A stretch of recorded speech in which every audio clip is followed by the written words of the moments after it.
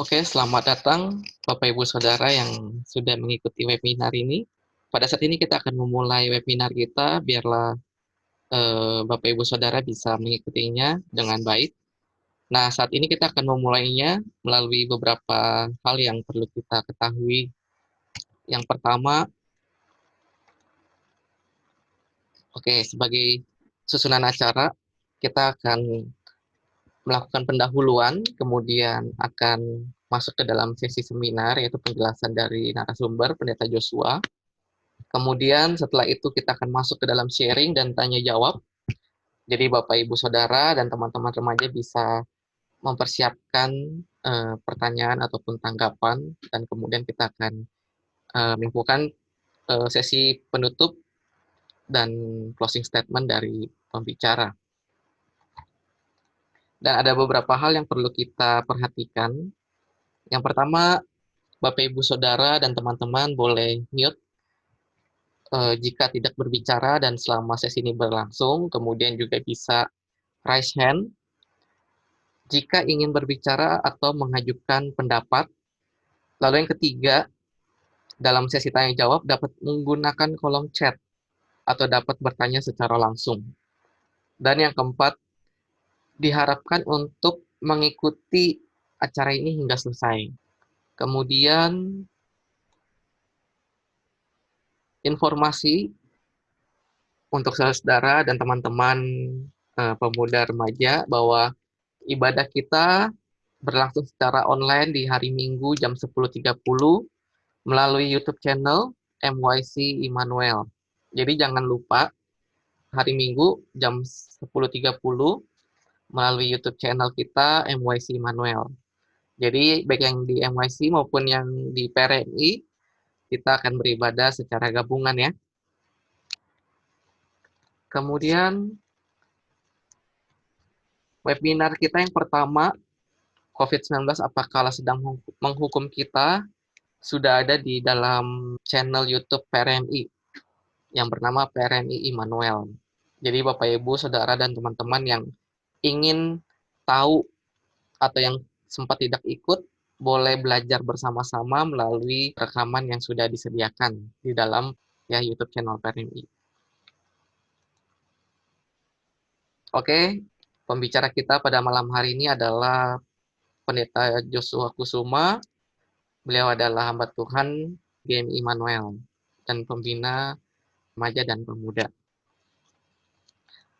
Oke, kita masuk ke dalam pendahuluan.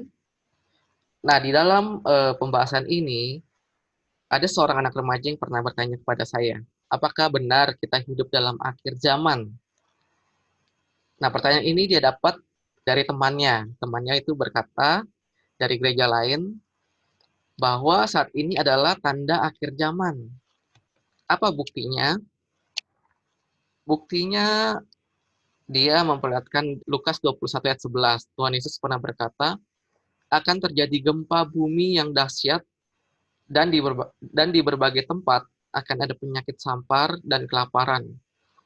Dan akan terjadi juga hal-hal yang mengejutkan dan tanda-tanda yang dahsyat dari langit.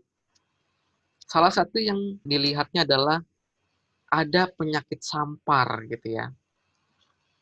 Mungkin saat ini penyakit itu adalah penyakit corona atau COVID-19. Nah, beberapa buktinya coba kita lihat. Salah satunya adalah kelaparan ya. Tadi di dalam ayat tadi ada kelaparan. Melalui COVID ini, wabah ini kita dapat melihat di salah satu berita bahwa 1 miliar orang terancam kelaparan akibat virus corona. Nah, ini salah satu tandanya. Dan kemudian ada hal yang mengejutkan dan tanda-tanda yang dahsyat. Salah satunya adalah terjadi dentuman misterius gitu ya, yang membingungkan warga Jakarta dan Jawa Barat di tengah teror corona. Jadi sempat ada suara misterius dari perut bumi di tengah malam, dan itu belum tahu apa penyebabnya. Nah, belum lagi ada tanda akhir zaman dikatakan seperti demikian. Yang pertama, transaksi semua sekarang serba digital. Barcode berada di mana-mana. Pembayaran melalui barcode scan, bahkan saat ini persembahan pun juga melalui transaksi digital bisa gitu ya. Kemudian yang kedua, ibadah, sekolah, dan tempat bekerja semua sudah dibatasi dan semua harus melalui jalur online. Kemudian yang ketiga, semua orang sudah terdeteksi dan terdata dalam sebuah sistem. Misalnya melalui email. Email yang sering kali kita gunakan di dalam handphone yang harus di didaftarkan akun kita sehingga kita baru bisa menggunakan fasilitas lainnya gitu. Dan yang kemudian yang keempat, semua orang wajib scan di dahi gitu ya kalau kita mau masuk ke sebuah tempat, baik itu ke mall, gereja, kantor, restoran, dan tempat lainnya, itu semua sekarang di-scan di dahi kita. Nah, dikatakan ini adalah tanda-tanda akhir zaman, kelaparan, wabah penyakit, bahkan sampai teknologi digital pun juga disangkut pautkan dengan yang namanya tanda-tanda akhir zaman. Kemudian remaja ini bertanya, apa benar pandemi corona adalah pertanda akhir zaman? Lalu bagaimana kita harus menyikapinya? Nah, oleh karena itu kita akan langsung masuk ke dalam fokus pertanyaan kita. Apakah benar pandemi corona pertanda akhir zaman? Nah, oleh karena itu saya ingin memberi secara langsung kepada Pendeta Joshua untuk bisa menjelaskan dan juga bisa menjawab tentang isu kita pada webinar hari ini. Silakan Boksu Joshua untuk bisa menjelaskannya. Ya, waktu itu Contoh Budi sempat bertanya kepada anak-anak teman-teman PRMI, kira-kira tema apa nih yang mau kita, isu apa yang mau kita bahas untuk pembinaan talk show kita ini. Dan ketika ada urutan yang cukup banyak itu tentang akhir zaman, saya merasa ini cukup baik. Ya, kenapa teman-teman ini cukup baik? Karena menurut saya dan menurut sejauh pengamatan saya, kita di kalangan gereja Injili khususnya ya, gereja-gereja mainstream, ya termasuk kita Metodis, juga ada mungkin gereja-gereja mainstream lainnya, Presbyterian, Baptis, dan lain sebagainya, itu kurang sekali ya, kurang banget bahas tentang akhir zaman.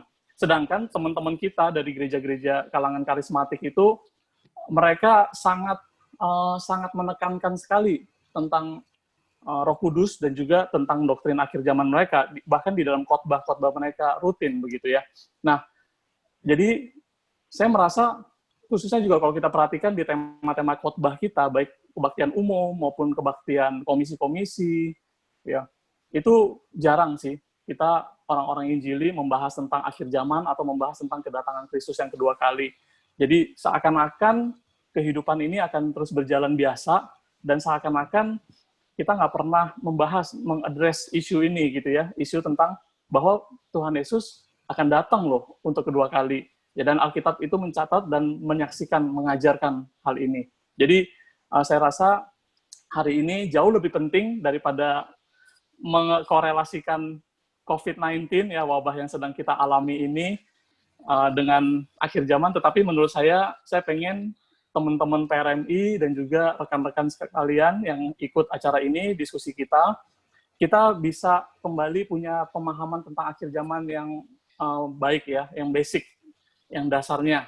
Sehingga kita dari kalangan Injili, kalau kita berdiskusi, kalau kita ditanya oleh teman-teman dari kalangan lain, begitu, paling tidak kita bisa menjawab dengan baik ya, sesuai dengan pengajaran firman Tuhan. Jadi latar belakangnya seperti itu. Kalau cuma 1 jam kurang lebih pertemuan kita, maka kita perlu kasih batasan diskusi areal kita supaya nanti kita bisa mengcover hal-hal yang penting, yang substansial bagi saya ya, yang mungkin akan saya sharingkan kepada teman-teman pandangan saya atau posisi saya mengenai akhir zaman, dan saya akan usahakan seringkas dan sesederhana mungkin, walaupun tidak bisa dihindari, mungkin nanti kalau ada ketemu hal-hal yang teknis ya, seperti bahasa-bahasa teknis dan lain sebagainya. Oke, Jadi tujuan malam hari ini ada dua. Yang pertama, kita semua punya pemahaman basic mengenai doktrin atau pengajaran akhir zaman. Dan yang kedua, saya mengharapkan dengan pertemuan ini justru malah men-trigger, ya, memacu rasa kepingin tahu teman-teman PRMI. Jadi, apakah pandemi corona itu adalah petanda dari akhir zaman?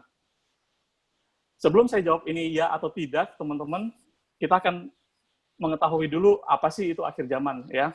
Jadi, kalau teman-teman mau membahas tentang akhir zaman, ada dua kata kunci yang perlu kita cover sebetulnya, teman-teman. Ya, yang pertama adalah kata tentang akhir zaman, yaitu eskaton, ya, hari-hari terakhir. Itu yang pertama. Yang kedua adalah parousia. Nah, mungkin ada beberapa di antara kita, apa pentingnya dua kata ini kita address ya malam hari ini. Oke, karena saya ingat waktu saya PRMI dulu tahun 95 kira-kira ya, 25 tahun yang lalu, saya juga mengenal kata-kata ini di PRMI Naan. Oke, jadi kalau mau mengetahui tentang akhir zaman, ada dua kata yang perlu kita mengerti. Yang satu adalah kata eskaton dalam bahasa Yunani, ya, bahasa Koine, itu artinya hari-hari terakhir. Ini dipakai di Alkitab kita, kata ini. Yang kedua adalah kata parousia. Kata parousia ini adalah juga bahasa Yunani Koine, bahasa Yunani yang dipakai di Alkitab-kitab. Dan di dalam bahasa Latin, parousia ini diterjemahkan menjadi advent. Ya, advent yang berarti kedatangan, ya, arrival, kedatangan. Dalam hal ini tentu kedatangan Kristus yang kedua kali. Nah, kata eskaton itu juga menjadi dasar kata eskatologi, ya, doktrin atau pelajaran yang membahas tentang akhir zaman, eskatologi. Jadi saya mengenal dua kata ini pada waktu PRMI dulu, dan dua kata inilah yang akan kita cover pada malam hari ini untuk kita bisa mengerti basic, ya, tentang apa sih yang dimaksud dengan akhir zaman oleh Alkitab kita. Oke, yang pertama kita akan mulai dengan kata eskaton. Jadi eskaton dipakai di Alkitab kita di beberapa bagian, ya, untuk menjelaskan bahwa worldview kita atau wawasan dunia orang Kristen, kita percaya bahwa alam semesta ini ada permulaannya, ya, bahwa Tuhan menjadikan langit dan bumi, Tuhan yang memulai segala sesuatunya dalam segala realita alam semesta yang kita diami saat ini, ya, waktu, space and time, waktu dan tempat itu ada permulaannya, ya. Dan juga Alkitab mengatakan bukan cuma ada permulaannya, realita kita ini, alam semesta kita, bumi kita ini juga ada akhirnya, ya, ada akhirnya, yaitu dengan pemakaian kata-kata eskaton ini, ada hari-hari terakhir. Kalau permulaan kan ada hari-hari pertamanya. Kalau teman-teman buka di Kejadian pasal yang pertama, ada hari-hari pertama alam semesta diciptakan. Ya, di dalam Yohanes pasal yang pertama itu menceritakan tentang jauh lebih awal dari yang diceritakan Kejadian tentang permulaan alam semesta ini. Ya, cuman juga ada akhirnya, teman-teman, ya. Jadi alam semesta bukan akan berjalan begitu saja untuk selama-lamanya, tapi suatu hari akan ada akhirnya. Dan di kesaksian Alkitab kita, baik itu Perjanjian Lama, di sini ada Daniel, ya, kitab Daniel, nabi besar, dan juga ada nabi-nabi kecil seperti Yoel, Maleaki, dan mungkin juga ada di kitab-kitab lainnya. Dan di Perjanjian Baru ada Matius pasal ke-24, tentu juga ada Lukas, ada Markus juga. Tetapi yang lebih lengkap itu ada di Injil Matius, yaitu khotbah Tuhan Yesus sendiri mengenai akhir zaman, ya. Matius 24, Matius 25 itu adalah khotbah Tuhan Yesus mengenai akhir zaman. Dan juga di 1 Tesalonika, ada di 2 Tesalonika, bagaimana Rasul Paulus juga menguatkan jemaat di Tesalonika dan mengadres juga beberapa isu-isu mengenai akhir zaman. Dan termasuk terakhirnya adalah wahyu, ya. Wahyu itu adalah penyingkapan, ya, Tuhan membukakan hal-hal yang akan terjadi pada masa yang akan datang. Nah, teman-teman, kalau secara garis besar, yang membahas tentang akhir zaman ini secara garis besar itu ada dalam penglihatan Daniel, di kitab Daniel, ya, nubuatan-nubuatan tentang apa yang akan terjadi kemudian itu, yang pada waktu Daniel mempunyai penglihatan tentang sebuah patung yang besar yang ada tembaga, yang emas dan lain sebagainya itu, dan bagaimana dia menafsirkan hal-hal yang akan terjadi pada masa yang akan datang. Dan di Matius yang tadi saya sudah katakan, Tuhan Yesus ketika dia berdiskusi dengan para murid-muridnya di Bukit Zaitun, ya, ketika dia juga membahas tentang runtuhnya Bait Allah, dan disitulah diskusi itu berlanjut dan membahas tentang akhir zaman dengan para murid-muridnya.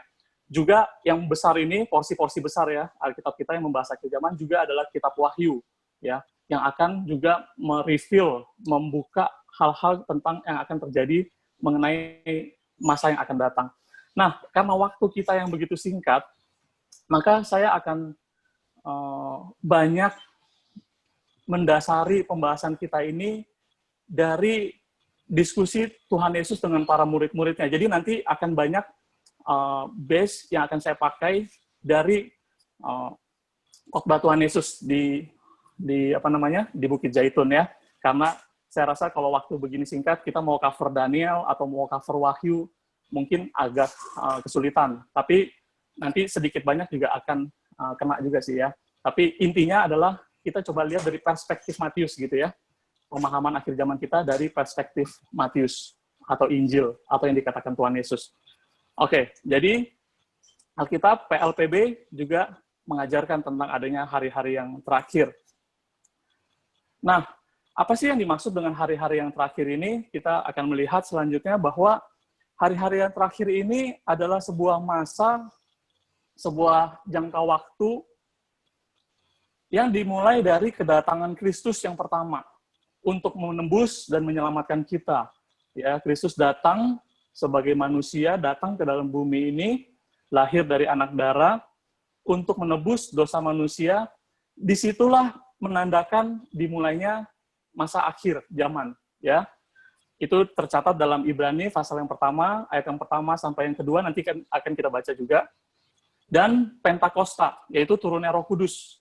Ya, Kisah Rasul pasal yang kedua, ayat yang ke-17 sampai 21. Dan masa yang dimulai oleh kedatangan Kristus yang pertama ini akan diakhiri juga. Jadi hari-hari terakhir ini adalah sebuah fase masa juga ya. Diakhiri ditandai dengan kedatangan Kristus yang kedua kali. Yang tercatat dalam Matius pasal yang ke-24 ayat yang ke-30. Kita lihat ayatnya satu persatu ayat-ayat ini ya. Ibrani pasal yang pertama, ayat yang pertama sampai ayat yang kedua. Setelah pada zaman dahulu Allah berulang kali dan dalam berbagai cara berbicara kepada nenek moyang kita dengan perantaraan nabi-nabi. Maka pada zaman akhir ini, nah ini kata eskaton yang dipakai ya. Pada zaman akhir ini, pada akhir zaman ini, Ia telah berbicara kepada kita dengan perantaraan anaknya yang telah Ia tetapkan sebagai yang berhak menerima segala yang ada. Oleh Dia Allah telah menjadikan alam semesta. Jadi di sini worldview-nya juga dapat Kristus yang ikut menciptakan alam semesta dan dia juga yang memulai suatu masa yang dinamakan masa akhir, zaman akhir. Ya. Selanjutnya di dalam Kisah Rasul pasal yang ke-17, Kisah Rasul 2, pasal yang kedua maksud saya, ayat yang ke-17 sampai ayat yang ke-21. Oke. Dan ini adalah kalau kita baca ayat 16-nya, satu ayat sebelumnya itu adalah nubuatan Nabi Yoel, ya, yang Petrus mengutip bahwa ini terjadi, dinubuatkan oleh Nabi Yoel di Perjanjian Lama bahwa akan terjadi, ayat yang 17 ya, pada hari-hari terakhir, demikianlah firman Allah, bahwa aku akan mencurahkan roh kudusku ke atas semua manusia, maka anak-anakmu, laki-laki dan perempuan akan bernubuat, dan teruna-terunamu akan mendapat penglihatan-penglihatan, dan orang-orangmu yang tua akan mendapat mimpi. Nah, di sini kata yang dipakai juga adalah kata hari-hari terakhir, ya. Dan ditandai dengan apa? Dengan dicurahkannya Roh Kudus, seperti yang sudah dinubuatkan oleh Nabi Yoel di Perjanjian Lama. Jadi ditandai masa akhir zaman ini ditandai dengan hadirnya Tuhan Yesus di dalam dunia ini yang pertama kali untuk menebus dosa kita, dan juga ditandai dimulainya juga dengan hadirnya Roh Kudus, peristiwa Pentakosta. Ya, ketika Roh Kudus dicurahkan, disitulah dimulai sebetulnya hari-hari terakhir, ya, menurut kesaksian Alkitab. Nah, sekarang saya akan masuk ke apa yang mengakhiri masa-masa terakhir ini, ya, yaitu Matius pasal yang ke-24 ayat yang ketiga sampai ke-36 itu adalah yang tadi saya katakan, diskusi Tuhan Yesus percakapan dengan para murid-muridnya di Bukit Zaitun, atau dalam bahasa Inggris itu ada terkenal sekali ini ya, disebut dengan Olivet Discourse. Itu diskusi di Bukit Zaitun. Ya, teman-teman kalau tertarik, terpicu, bisa nanti mempelajari lebih dalam lagi dengan apa yang dimaksud dengan Olivet Discourse ini.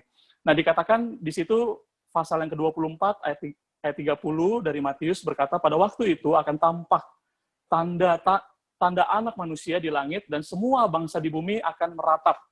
Dan mereka akan melihat anak manusia itu datang di atas awan-awan di langit dengan segala kekuasaan dan kemuliaannya.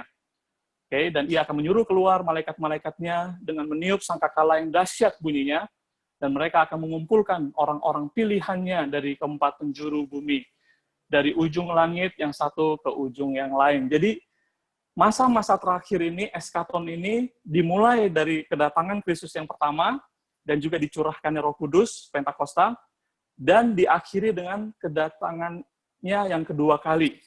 Ya, itu adalah puncak, ditandai ya, puncaknya, akhir zaman, ya, udah akhir, hari-hari terakhir itu, yaitu kedatangan Kristus yang kedua kali. Ya, itu yang Tuhan Yesus sendiri yang mengajarkan hal ini kepada kita.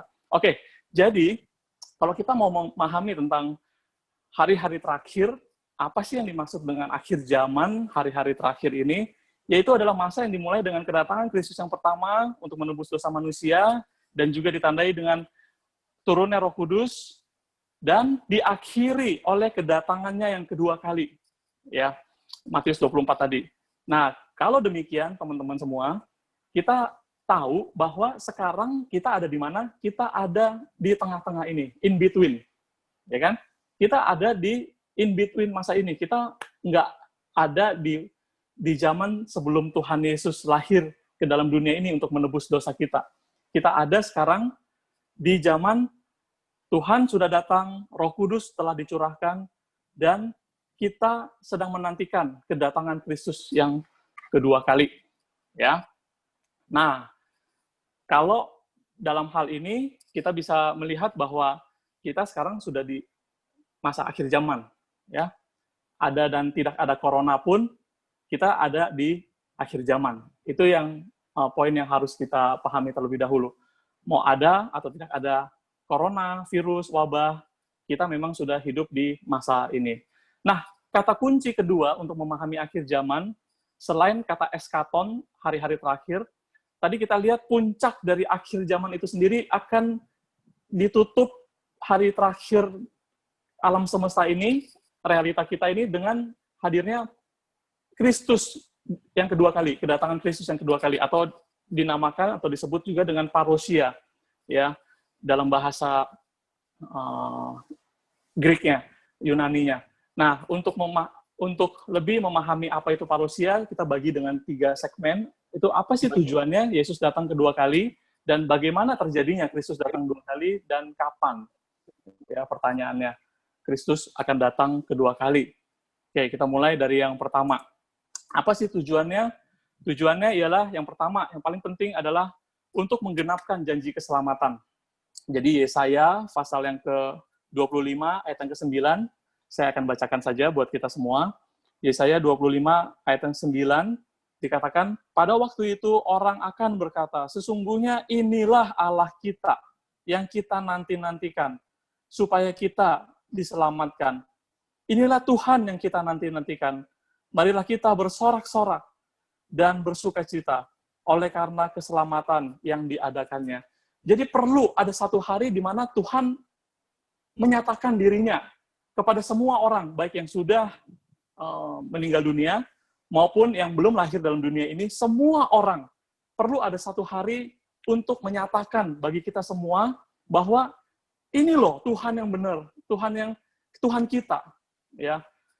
Nah, nanti implikasinya adalah kalau kita orang-orang yang hidup dalam iman, kepercayaan kepada Tuhan di dalam Tuhan Yesus Kristus, maka kita akan bersorak-sorak, oh iya Tuhan, ini loh Tuhan yang benar. Kita selama ini telah hidup setia, mengikuti Tuhan yang benar. Ini Tuhan. Dan itu perlu satu hari untuk dinyatakan, ya. Itulah hari kedatangan Kristus yang kedua kali. Oke? Dan orang-orang yang hidup di luar iman dan mereka akan meratap. Dikatakan nanti firman Tuhan sendiri yang berkata, ya, bukan kata-kata saya, bahwa ternyata mereka salah. Oh iya, sudah ada kesempatan berkali-kali untuk mengikuti Tuhan yang benar ini, tetapi mereka terus mengabaikannya. Oke, yang pertama itu tujuannya kedatangan Kristus yang kedua kali untuk menggenapkan janji keselamatan dan mendeklar kepada semua orang bahwa ini adalah Tuhan yang sebenar-benarnya. Ya, jadi orang-orang tidak dapat berdalih lagi, seperti yang masih bisa terjadi pada saat ini. Yang kedua adalah menyatakan kepada semua orang, Tuhannya itu lebih fokus lagi ya. Tadi Tuhan kan masih Tuhan yang masih abstrak ya, kalau di dalam Yesaya, karena dia masih hidup di masa perjanjian lama. Tetapi kenapa dikatakan kedatangan Tuhan yang kedua kali itu adalah Kristus sendiri yang datang? Nah, di sini adalah penting, karena Kristus itu yang kita percaya juga adalah Mesias yang dinubuatkan di perjanjian lama dan yang digenapi di perjanjian baru. Dan dialah yang adalah Tuhan yang sebenar-benarnya yang kita imani itu juga. Ya, jadi menyatakan kepada semua orang secara faktual Kristus yang akan datang sendiri kedua kali. Dan seperti yang tadi sudah saya katakan, implikasinya Tuhan akan memisahkan dan mengumpulkan orang-orang yang percaya dan orang-orang yang tidak percaya. Itu tertulis dalam Matius pasal yang ke-24, 31, dan sampai yang ke-33. Oke, itu tujuannya. Nah, selanjutnya, kedatangan Kristus yang kedua kali ini bagaimana cara terjadinya? Ya. Jadi Kristus datang ke dalam dunia ini untuk yang kedua kali ya, kedatangan Kristus untuk kedua kali, teman-teman, itu dibagi menjadi dua. Satu adalah terjadi secara langsung dan menyeluruh secara global, secara universal, secara semua ya, keseluruhan begitu ya. Dan yang kedua adalah secara personal. Kita mulai dari yang pertama dulu.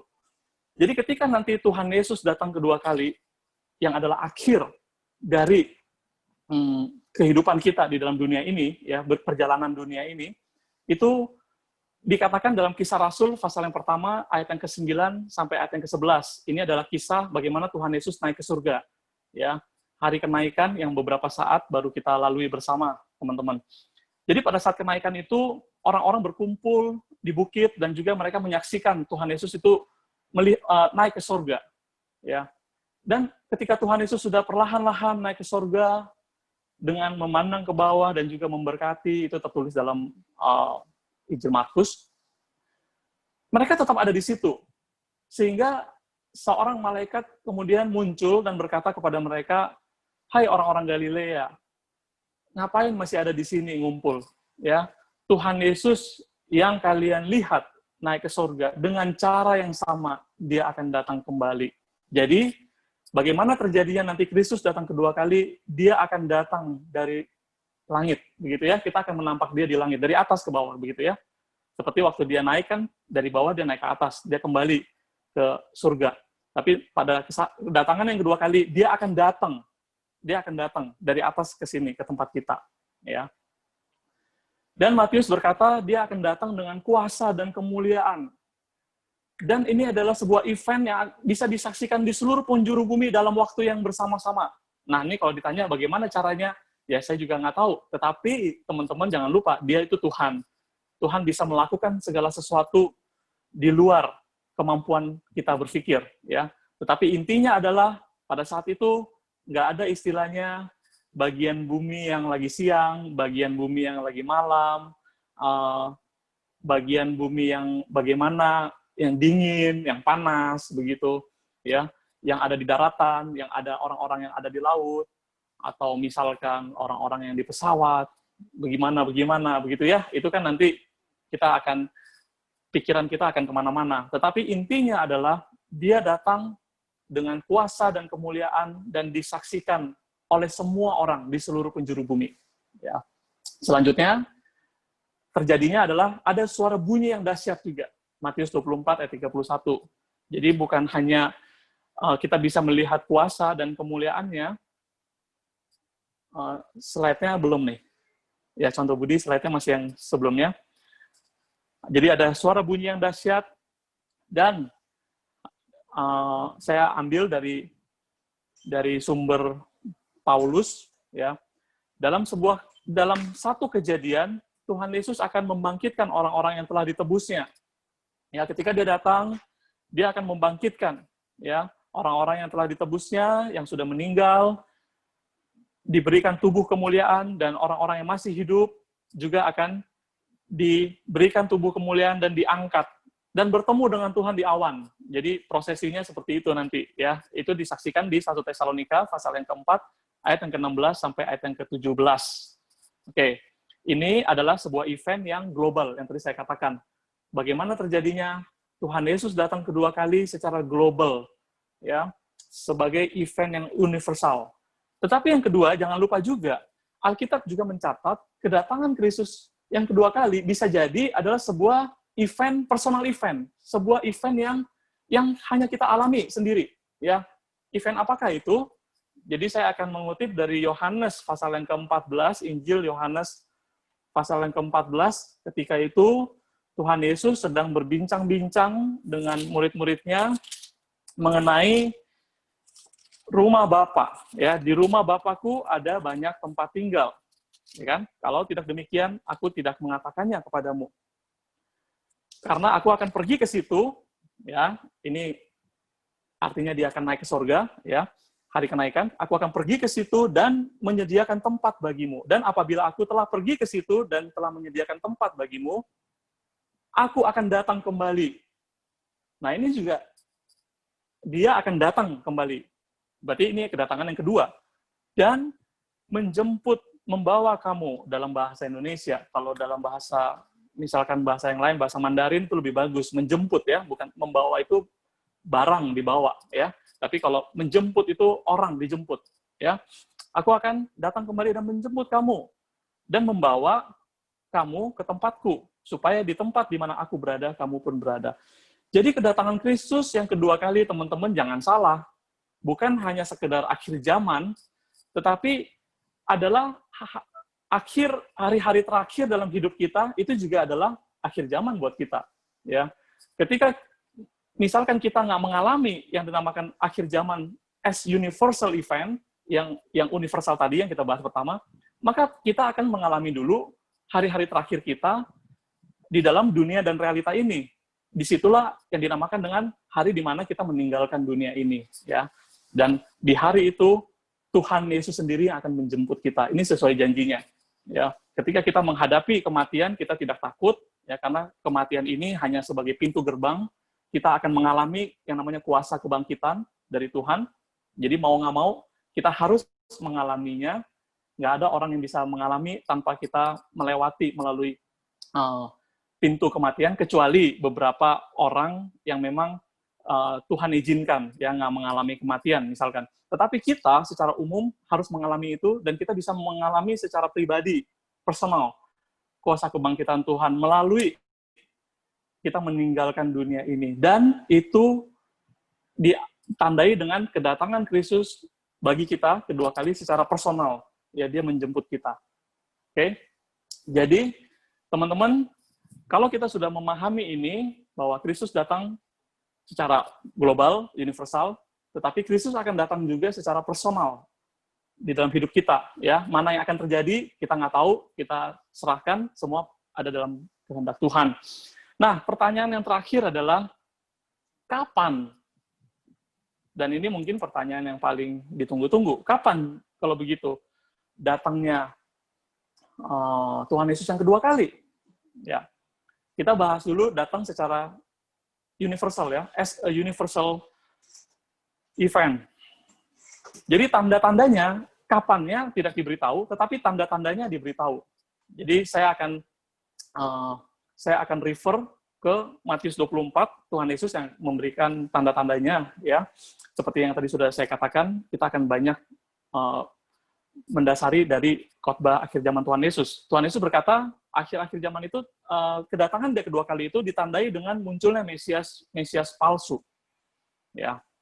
Dan kalau teman-teman mengecek, sekarang udah ada zaman Google, internet.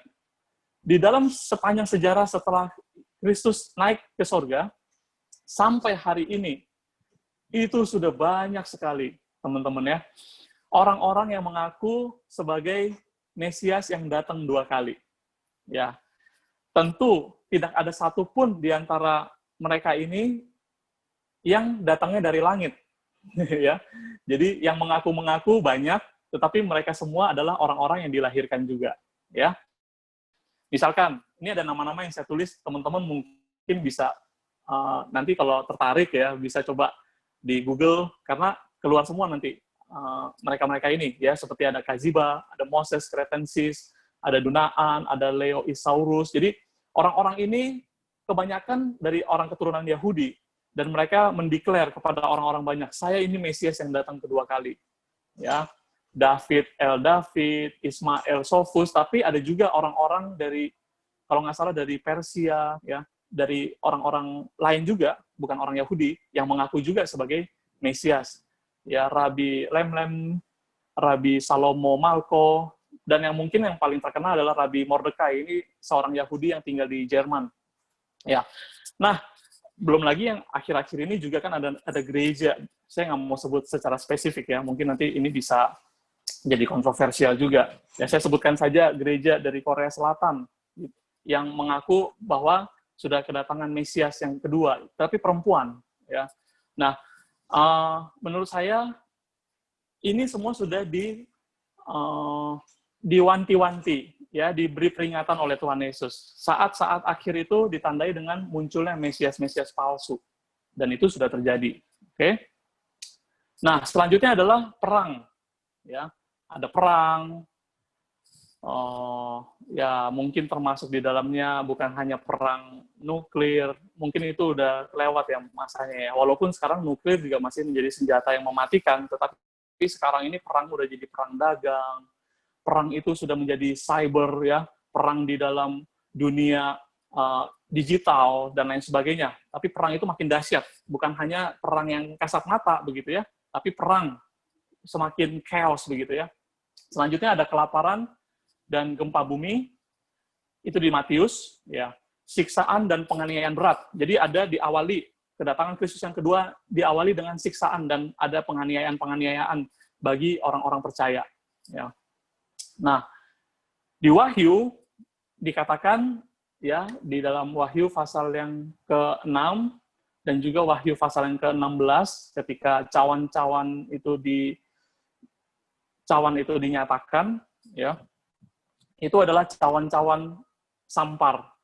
Tadi juga waktu pembukaan Contoh Budi mengutip khotbah akhir zaman Tuhan Yesus versi Lukas juga mencatat bahwa tanda-tanda akhir zaman adalah sampar dan kelaparan. Jadi yang memulai kelaparan itu adalah penyakit wabah, begitu ya. Yang itu kata itu nggak muncul di Injil Matius.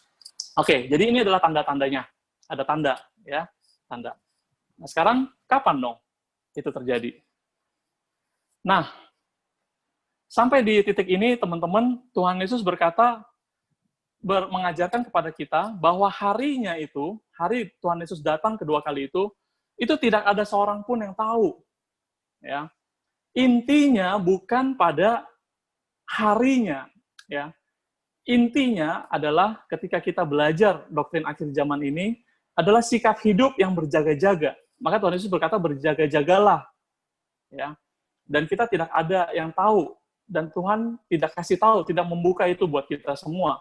Ya, karena dia datang seperti pencuri.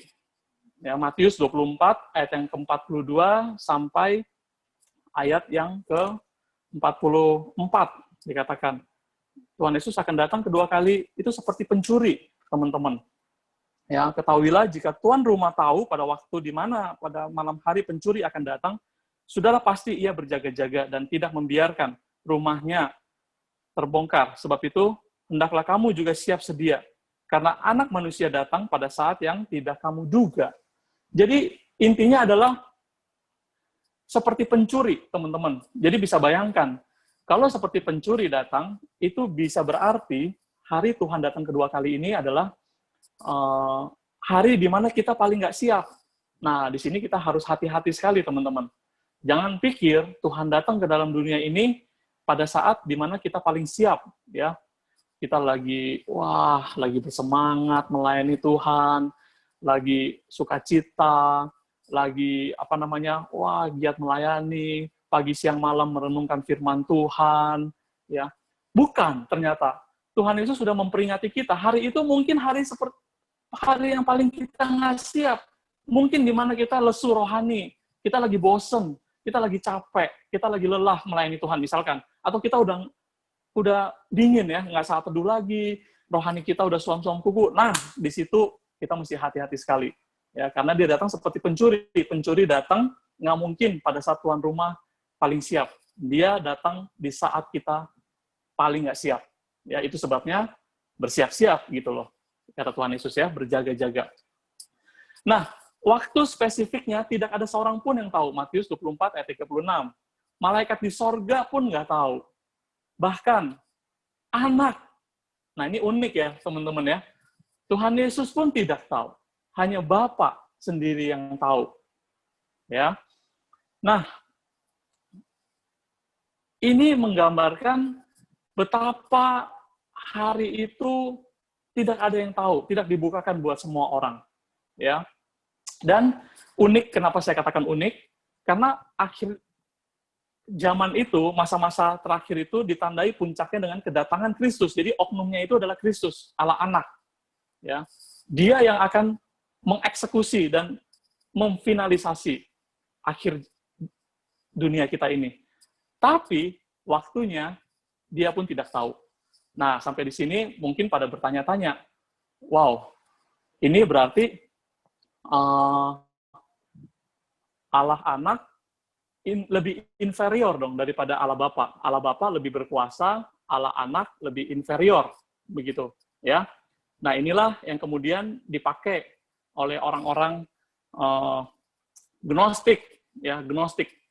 Ini adalah seperti orang-orang Gnostik itu adalah orang-orang yang percaya Tuhan Yesus itu adalah ciptaan, bukan Tuhan. Ya, mungkin aplikasinya kepada orang-orang saksi Yehova, ya, yang mengatakan Kristus itu bukan Tuhan. Kristus itu adalah ciptaan. Dia di atas manusia, tapi di bawah Tuhan. Ya, ini buktinya ayatnya di sini. Hari akhir zaman dia sendiri pun dia tidak tahu yang menentukan Allah Bapa.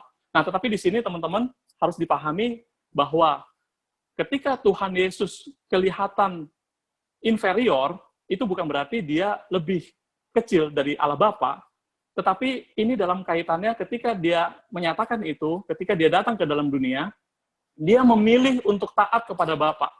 Ya, dia mengosongkan dirinya. Dia tidak melihat kesetaraan dengan Bapa adalah hal yang harus dipertahankan. Ini semua tercatat dalam Filipi pasal yang kedua, ya. Jadi ketika Tuhan Yesus memilih untuk mengosongkan dirinya, untuk taat kepada Bapa, menjalankan perintah Bapa, dia kelihatan inferior. Tetapi sebetulnya bukan berarti dia adalah sebuah entity atau individu yang lebih kecil, superior daripada Bapa. Dia adalah Allah, tetapi dia memilih taat, mengosongkan dirinya, mengambil rupa, membatasi diri, ya, mengambil rupa sebagai manusia, dan sampai tahap itu, karena dia sudah mengosongkan dirinya, tentu ada beberapa hal yang dia ikut kepada Bapa, seperti doa di Taman Getsemani, biar kehendakmu yang jadi. Jadi itu adalah ketaatannya, ya, bukan berarti anak itu Tuhan Yesus lebih kecil dari Allah Bapa. Oke, itu mungkin kalau teman-teman tertarik membahas ini, kita akan bahas di sesi yang lain mungkin ya. Tapi intinya waktunya nggak ada seorang pun yang tahu. Penekanannya ada di situ ya teman-teman ya. Oke. Nah, yang ketiga, waktunya kapan? Yaitu ketika Injil diberitakan di seluruh dunia dan menjadi kesaksian bagi segala bangsa. Ya. Matius pasal 24 ayat yang ke-14. Kesudahannya itu ditandai dengan apa? Injil kerajaan ini telah diberitakan ke seluruh dunia dan menjadi kesaksian bagi segala bangsa. Ya. Maka orang-orang seperti kita, ya seperti Metodis, kita percaya John Wesley ketika dia begitu giat mengabarkan Injil sampai ke pelosok-pelosok, sampai ke dia berkuda, dia berjalan mengabarkan Injil kemana-mana. Dia juga adalah orang yang sungguh-sungguh menantikan kedatangan Tuhan dan termasuk juga orang yang mempercepat kedatangan Tuhan. Ini seperti yang tertulis dalam 2 Petrus pasal yang ketiga. Ya, 2 Petrus pasal yang ketiga dikatakan orang-orang yang giat menginjili, yang hidup taat kepada Tuhan, itu adalah orang-orang yang mempercepat kedatangan Tuhan. Ya, karena ditandai dengan akhir Tuhan Yesus datang ke dalam dunia ini ketika Injil telah diberitakan di seluruh dunia dan menjadi kesaksian bagi segala bangsa. Oke, jadi tidak ada yang tahu, teman-teman. Kita harus berjaga-jaga. Itu poinnya. Baik, sampai di sini mungkin bahan saya sudah melebihi waktu 30 menit. Itu ditutup dulu. Kalau saya diminta menjawab sampai sejauh ini, teman-teman, apakah pandemi coronavirus ini adalah petanda kedatangan Kristus yang kedua kali? Maka jawaban saya adalah iya dan tidak. Iya dan tidak, ya. Nah, loh kok jadi begitu? Saya akan jelaskan. Iya, dalam pengertian bahwa kita memang sudah hidup dalam akhir zaman, ya kan? Tadi sudah saya jelaskan. Oke. Iya juga dalam pengertian, kalau teman-teman coba perhatikan, makin ke sini, itu hal-hal yang luar biasa terjadi itu makin luar biasa, ya. Misalkan, bencana alam, kita lihat bencana alam. Bencana alam yang biasanya mungkin terjadi 10 tahun sekali atau 5 tahun sekali. Ya. Misalkan gempa, gunung meletus. Ini di 2020 semuanya ngumpul semua di sini. Banjir, misalkan di Jakarta banjir 5 tahunan. Ya. Di 2020 dimulai tanggal 1 Januari kita banjir di Jakarta. Ya, habis itu gempa di Palu. Jadi bencana alamnya luar biasa. Habis itu yang klimaksnya mungkin ini ya, wabah penyakit sampar yang di seluruh dunia. Nah, juga jangan lupa di awal tahun juga bulan Januari di minggu ketiga kalau nggak salah, di situ ada ketegangan antara Amerika dan Iran, ya, di mana Amerika itu menembak salah satu jenderal yang membunuh lah tanda petik. Dan itu sebenarnya hampir-hampir setir ketegangan Timur Tengah lagi antara Amerika dan Iran, begitu. Belum lagi perang dagang antara Amerika dan Tiongkok, begitu ya. Jadi keadaan dunia ini kesini kok makin chaos ya. Semua kejadian gempa bumi, penyakit, perang itu semua ngumpul di tahun 2020. Belum lagi kita lihat misalkan kalau dulu ya setahu saya, misalkan artis-artis terkenal itu kalau meninggal kan ya giliran ya.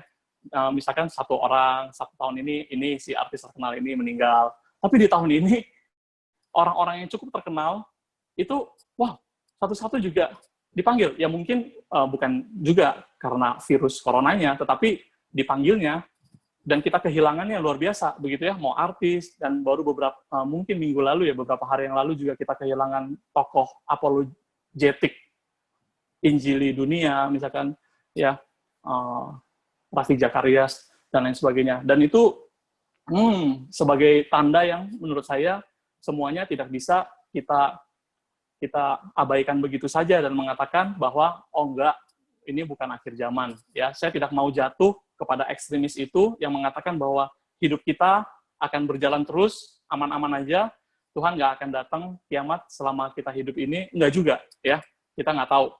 Bisa iya, ya, karena tanda-tandanya begitu jelas sekali. Tetapi saya juga tadi katakan iya dan tidak. Tetapi corona ini kemudian jangan dijadikan sebuah komoditas untuk kita mengklaim bahwa kita mengetahui saatnya Tuhan Yesus datang kedua kali, teman-teman. Karena tadi kan Alkitab sudah berkata juga, tidak ada seorang pun yang tahu kapan waktunya.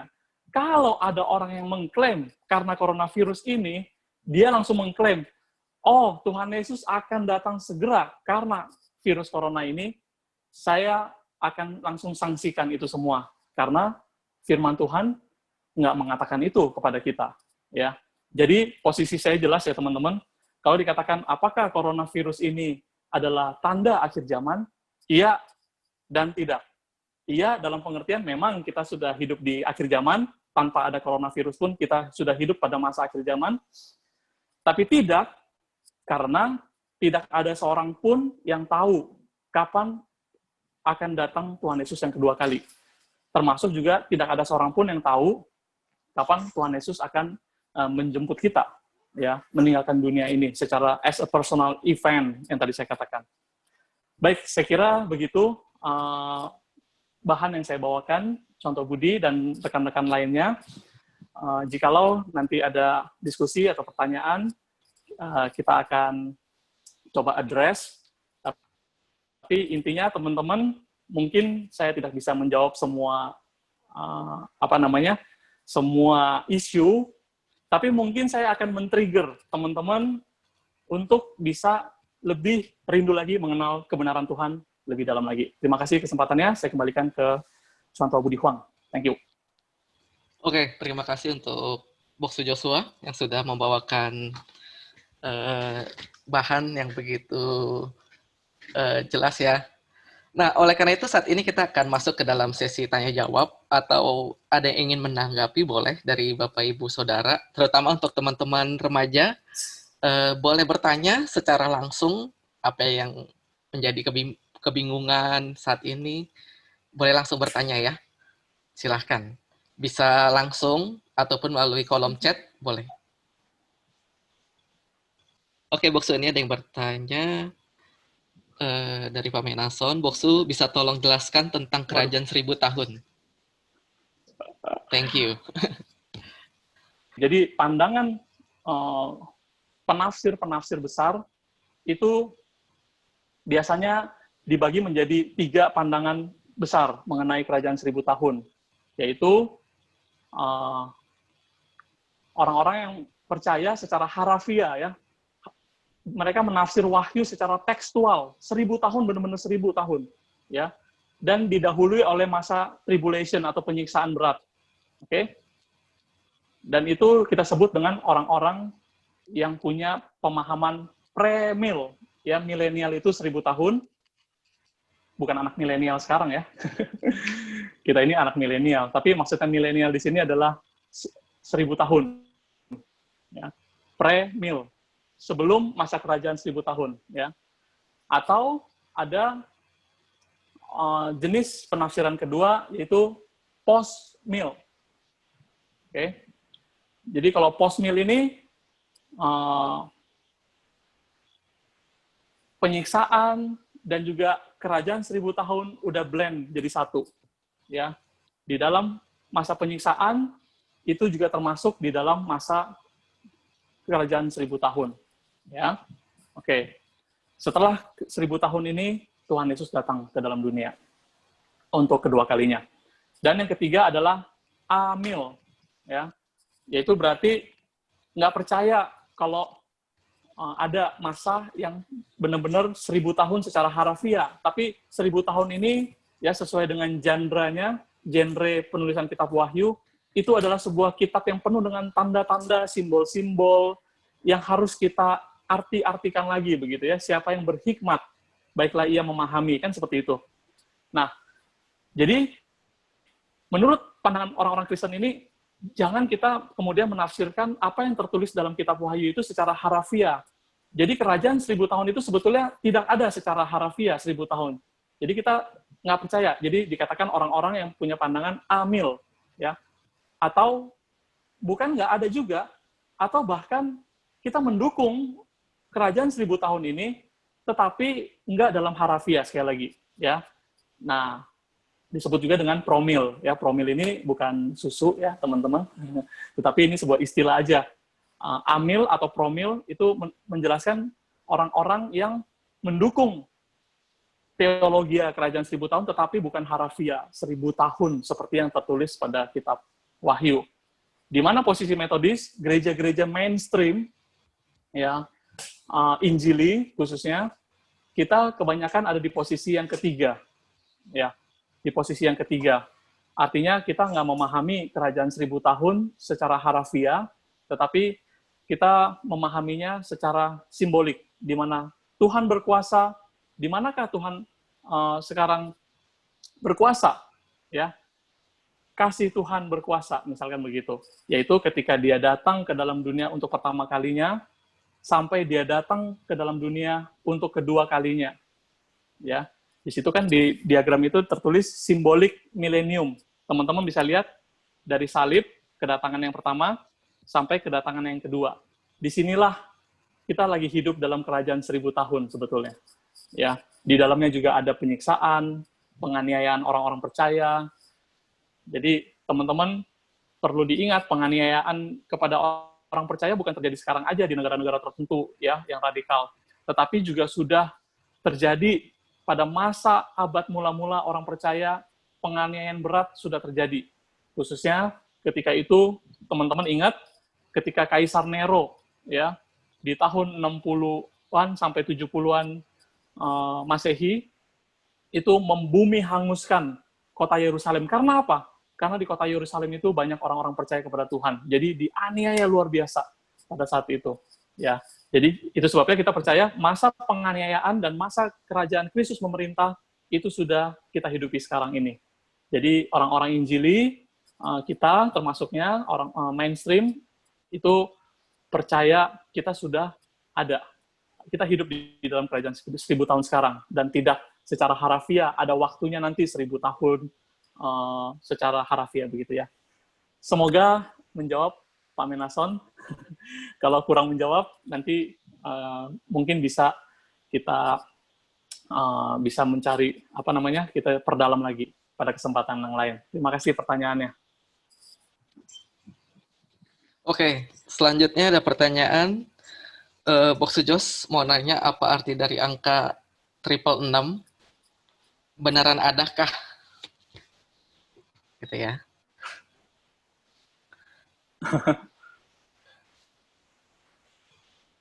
Oke, boleh dijawab yang 666 ini, 666 ini. Oke. Oke. Nah,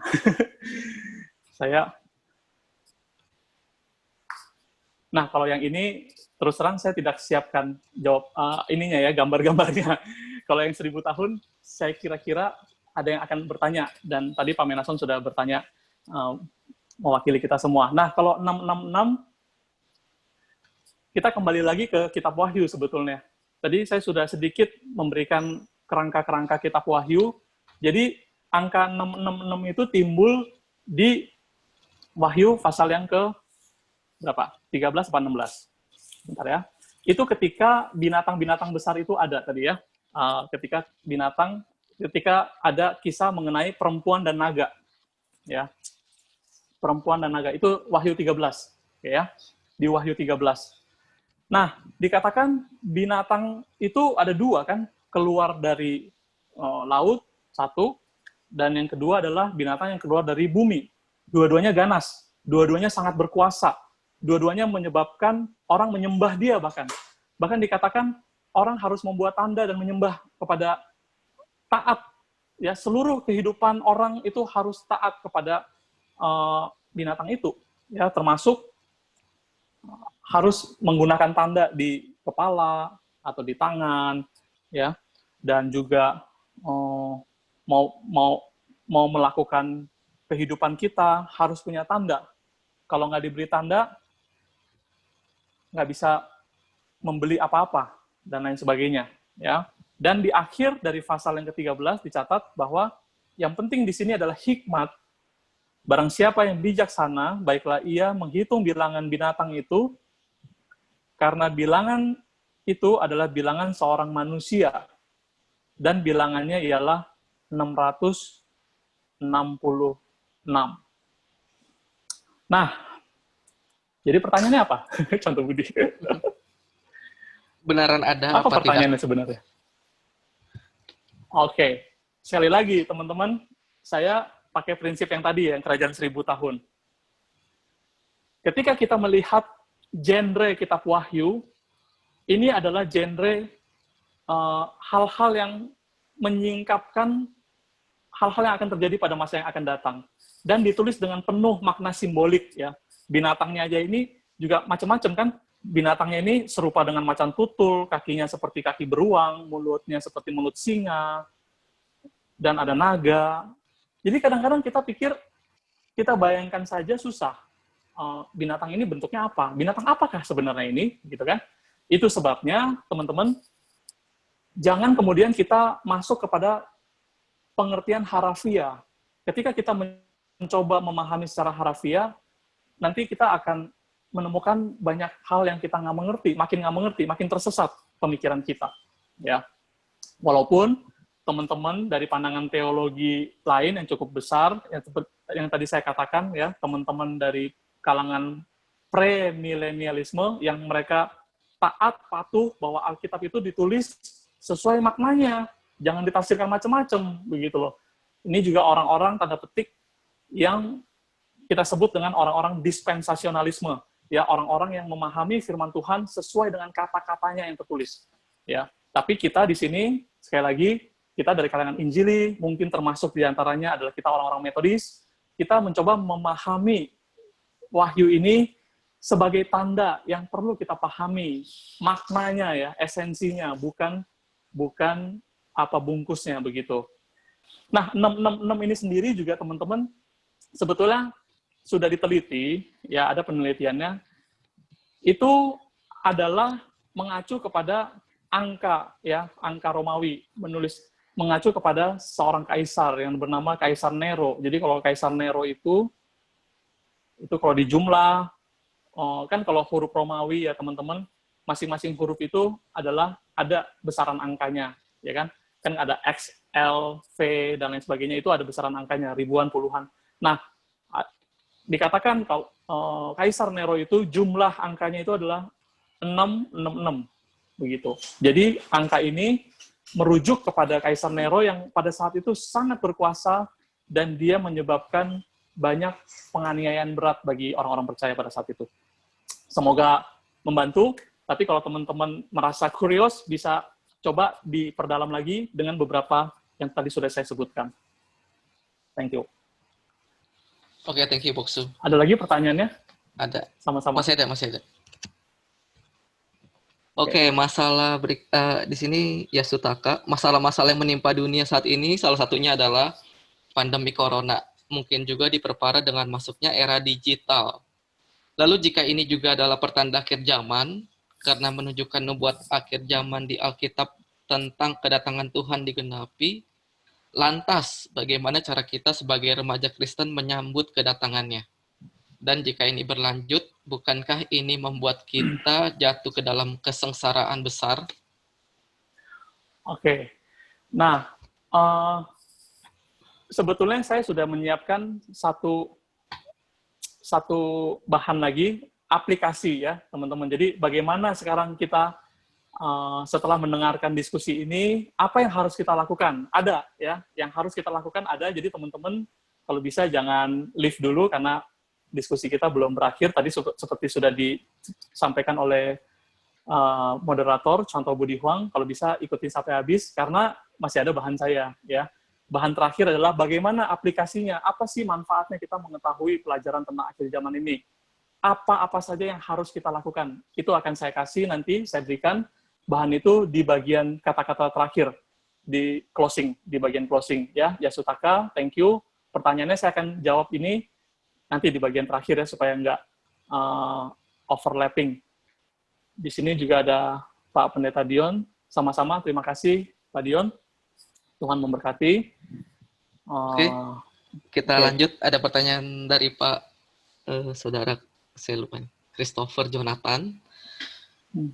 Mau tanya Boksu, untuk langit dan bumi yang baru itu waktu akhir zaman, apa benar-benar di bumi yang baru? Thanks. Maksudnya benar-benar baru apa Oke. refurbish? Refurbish. Waduh, ini kayak iPhone second ini di refurbish nih, ya kan? Mantap banget nih teman-teman nih.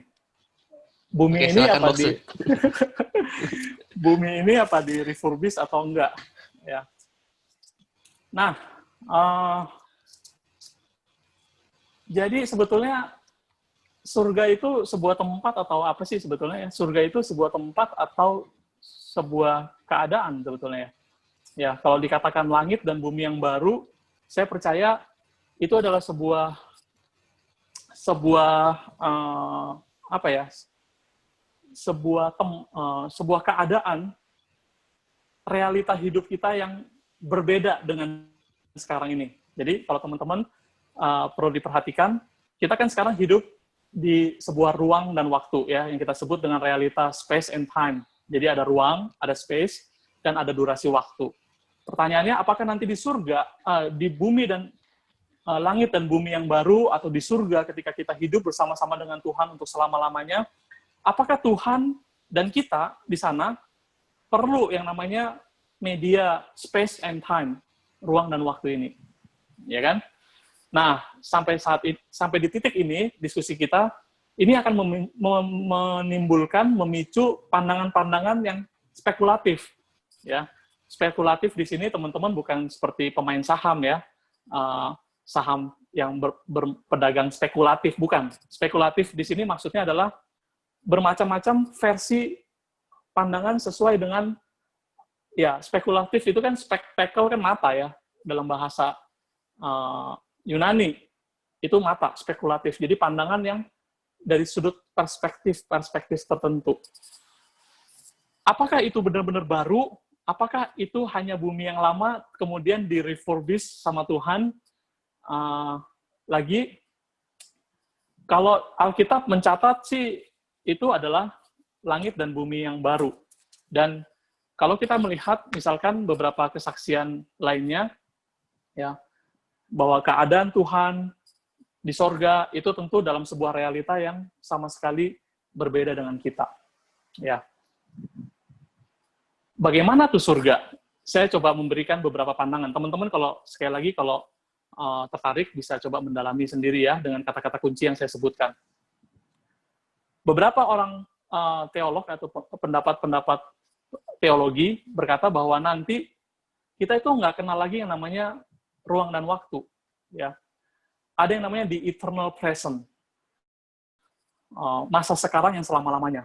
Bagaimana itu saya juga nggak tahu ya. Tapi ada mereka teolog-teolog yang membangun sebuah pandangan spekulatif melalui, tentu didasari oleh firman Tuhan ya teman-teman. Tapi mereka mengatakan di surga nanti kita nggak ada lagi ruang dan waktu, kita nggak perlu media ini lagi, tapi kita ada yang namanya eternal present. Nah, saya nggak tahu tuh bagaimana ya. Atau yang kedua, pandangan-pandangan seperti pandangan yang disebut dengan orang-orang proses ya, teologi proses ya. Ini sekali lagi ini keyword ya teman-teman, nanti kalau mau bisa search sendiri, bahwa selama-lamanya tetap ada interaksi antara kita dengan Tuhan. Itu berarti ada durasi tetap. Nah loh, jadi Tuhan dan kita hidup dalam sebuah durasi selama-lamanya, berarti ada durasi yang berjalan selama-lamanya. Seperti kita di sini, hanya lebih sempurna di sana, ya. Yang sesuatu yang baru yang disempurnakan di sana, ya. Durasi selama-lamanya, gitu. Yang ketiga, pandangan liberal berkata, ya ini dari Karl Barth ya, the holy others. Kita nggak usah pikir yang aneh-aneh, kata Karl Barth. Segala sesuatu yang akan terjadi itu semuanya totally different dengan apa yang kita bisa sanggup pikirkan sekarang. Jadi surga itu bagaimana, bumi itu bagaimana, realnya kita nggak bisa tahu sekarang, nanti pada saatnya kita bisa tahu. Tapi intinya adalah bahwa kita akan masuk kepada sebuah keadaan seperti itu nanti. Ya, sebuah keadaan kita bersama dengan Tuhan, menikmati hadirat Tuhan selama-lamanya. tapi surganya itu baru, apa refurbish, kita udah nggak begitu peduli kali ya. Kita udah nggak peduli nanti surganya itu semuanya terbuat dari emas, permata, secara harafiah, seperti yang tertulis dalam firman Tuhan. Tapi yang jauh lebih penting adalah kita menikmati hadirat Tuhan itu untuk selama-lamanya. Ya, kita benar-benar nggak kepingin lagi yang lain-lain. Ketika kita udah menikmati hadirat Tuhan, itulah yang kita nikmati untuk selama-lamanya. Oke, semoga membantu. Kalau teman-teman pengen lebih tahu lagi, tadi sudah saya sebutkan beberapa kata kunci, teman-teman bisa mendalami lebih lagi. Oke. Oke, apakah dari Bapak Ibu Saudara dan teman-teman remaja ada yang ingin bertanya lagi?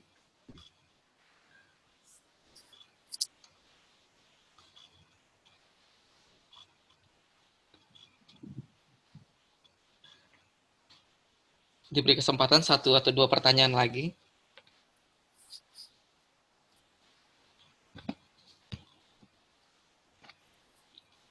Silakan, atau yang mau langsung berbicara juga dipersilakan, boleh teman-teman suaranya bisa di unmute dan kita bisa bertanya langsung. Silakan.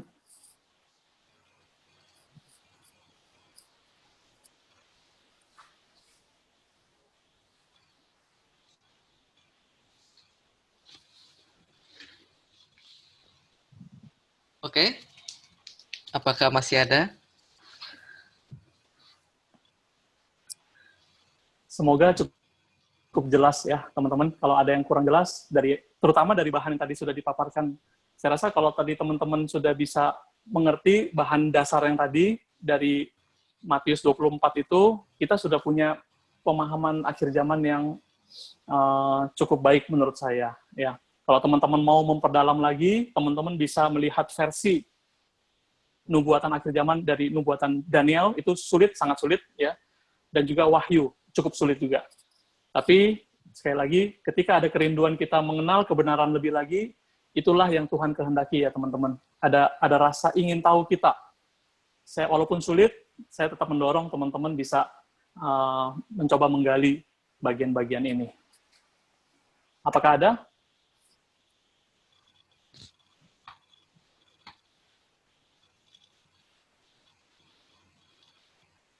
Kalau tidak ada, mungkin kita akan... Oke, ada yang bertanya dari Peter Samuel. Siapa sebenarnya antikristus itu, Boksu? Pertanyaan yang bagus. Ini pertanyaan yang bagus. Pertanyaan yang bagus. Oke. Dan saya akan jawab lagi dengan framework ya, dengan cara pikir saya yang tadi. Jadi saya pakai satu framework, saya akan aplikasikan ini untuk menjawab beberapa pertanyaan. Artinya adalah tentu kita tidak akan menafsirkan itu secara harafiah, ya, secara harafiah, dan kita menentukan siapa ini antikristus ini, ya kan? Siapa ini yang penggalang dana untuk 666 ini, ya? Kalau antikristus sesuai dengan katanya teman-temannya antikristus, ya. Itu artinya adalah orang-orang yang berusaha untuk menentang apa? Menentang apapun juga yang dipahami oleh orang-orang Kristen, ya kan? Pemahamannya ditentang. Kedua, orang-orang yang menentang kehidupan dan kesaksian orang Kristen, ya. Jadi keberadaan orang Kristennya juga ditentang, ya. Nah, siapa itu antikristus? Jadi antikristus, kalau teman-teman buka, misalkan di bagian-bagian firman Tuhan, seperti di surat Yohanes, itu keluar tentang antikris, ya, terutama di Wahyu, begitu ya, tentang antikristus, gitu ya.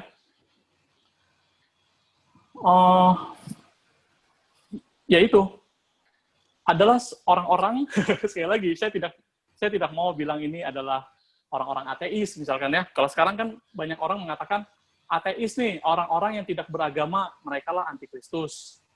Oke. Siapapun juga.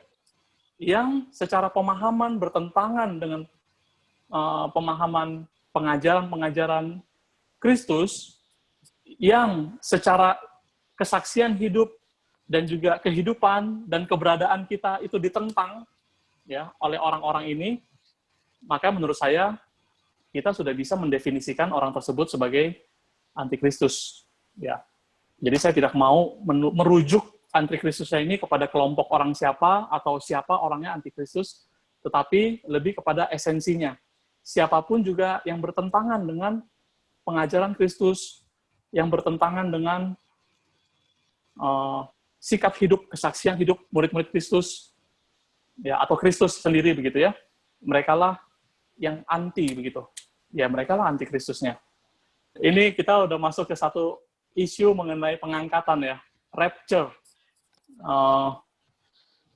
Kita pertanyaan yang terakhir, Boksu.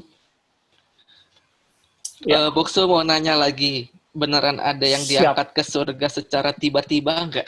Di 1 Tesalonika, ya. Coba saya cari dulu ayat-ayatnya tentang pengangkatan ini. Tadi sebetulnya sudah saya address juga ya. 1 Tesalonika pasal yang keempat, ayat yang ke-16.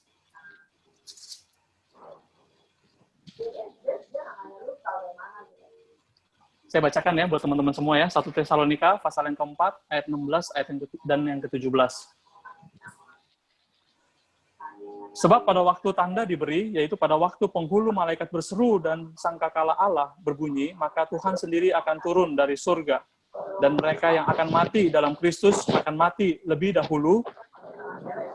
Dan mereka yang mati dalam Kristus akan lebih dahulu bangkit. Sesudah itu, kita yang hidup, yang masih tinggal, akan diangkat bersama-sama dengan mereka dalam awan menyongsong Tuhan di angkasa. Demikianlah kita akan selama-lamanya bersama-sama dengan Tuhan. Oke, jadi pengangkatan itu ada. Karena itu disaksikan oleh Tuhan. Ya.